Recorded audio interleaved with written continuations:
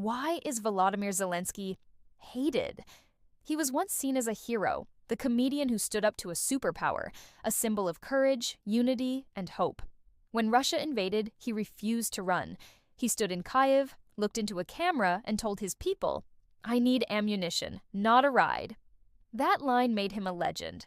But today, that same man, once called a global inspiration, faces growing criticism, even hatred. So, how did the hero of Ukraine become such a polarizing figure? To understand it, you have to go back to the start. Zelensky wasn't born a politician. He was an actor, a comedian, a man who played a fictional president before becoming the real one.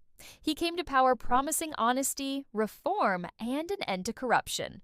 And when war came in 2022, he transformed overnight. From entertainer to wartime leader, he united a country under fire, rallied global allies, and convinced the West to pour in billions in weapons, aid, and support. But as the war dragged on, so did the questions. Billions of dollars flowed into Ukraine, but many began to ask, where is it all going?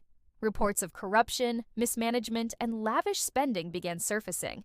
Officials were accused of pocketing funds meant for the front lines. Defense contracts were inflated. Luxury lifestyles reappeared in the middle of war.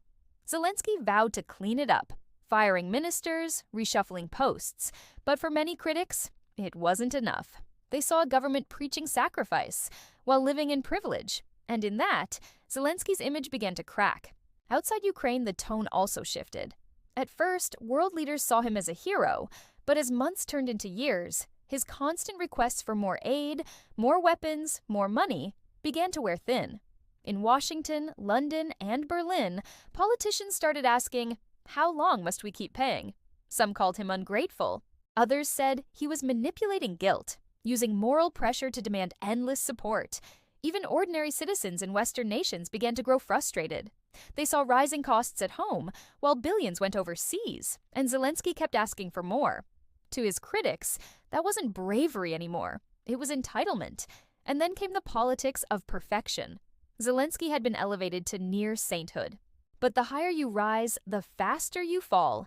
Every misstep became magnified, every scandal amplified, every rumor believed. He banned opposition parties during wartime, a move his supporters called necessary, but critics called authoritarian. He tightened media control. For security, he said. For censorship, others claimed.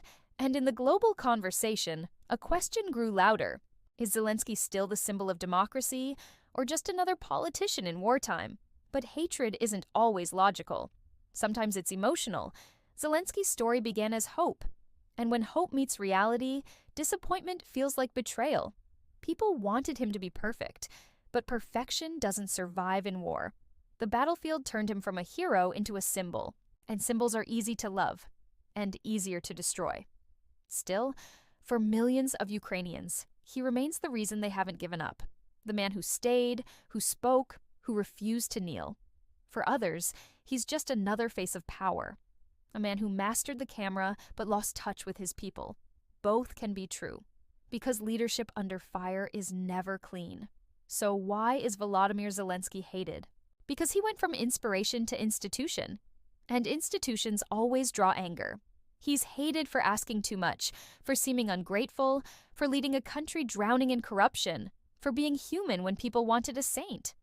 But maybe the real reason is simpler, because the world needs someone to blame when wars don't end. So tell me, is Zelensky a hero who fell from grace, or just a man doing the impossible in an unwindable war?